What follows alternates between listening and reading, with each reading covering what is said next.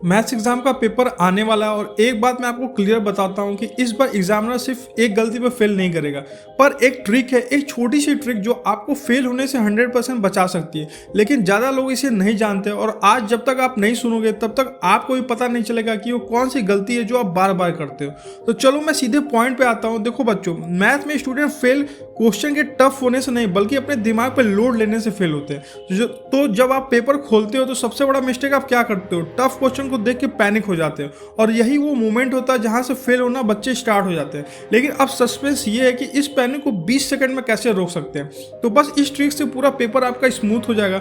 जो ट्रिक का नाम है बच्चों वो है रिवर्स रीडिंग मेथड। आप कोई भी क्वेश्चन देखो, टफ हो या इजी हो, उसका फर्स्ट लाइन या शुरू का पार्ट बिल्कुल मत पढ़ो। यस, बिल्कुल मत पढ़ो। पहले लास्ट लाइन पढ़ो, जैसे find the value of, calculate, prove that, ये सब पहले पढ़ो। क्योंकि जब आपको पता चलता है कि क्वेश्चन पूछ क्या रहा है तो पूरा क्वेश्चन आंखों के सामने सेटल हो जाता है। और सबसे बड़ी बात ये होती है कि दिमाग पैनिक नहीं करता, क्योंकि आपका ब्रेन एकदम काम मोड में आ जाता है और आपको समझ में आ जाता है कि क्वेश्चन पूछ क्या रहा है।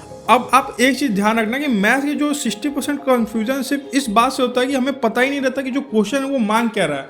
मतलब सबसे ज़्यादा कन्फ्यूजन मैं बच्चों के साथ देखता हूँ क्या होता है कि उनको क्वेश्चन ही नहीं समझ में आता कि क्वेश्चन आखिरकार पूछ क्या रहा है। लेकिन जब आप लास्ट लाइन पढ़ते हो आपका दिमाग ऑटोमेटिकली काम करता है कि फॉर्मूला उसके दिमाग में आने लगता है, मेथड्स आने लगते हैं, अप्रोच स्टार्ट हो जाता है कि क्वेश्चन को कैसे सॉल्व करते हैं। तो इसका रिजल्ट क्या होता है कि क्वेश्चन आपको जल्दी समझ में आता है, पैनिक खत्म हो जाता है और कैलकुलेशन मिस्टेक कम होती है और टाइम बचता है, फेल होने का चांस भी कम हो जाता है। और एक और छोटी सी ट्रिक जो आपको एग्जाम में अपनानी है बच्चों की, जिस क्वेश्चन में डाउट हो उसके साइड में 0 मार्क कर दो। 0 का मतलब है कि 1 मोर लुक। इससे क्या होगा कि जब पेपर एंड में आपको जो जो पहले क्वेश्चन आएगा उसको आप सॉल्व कर लोगे और जिस पर आप 0 मार्क किए रहोगे आप दोबारा उसको फिर पढ़ोगे।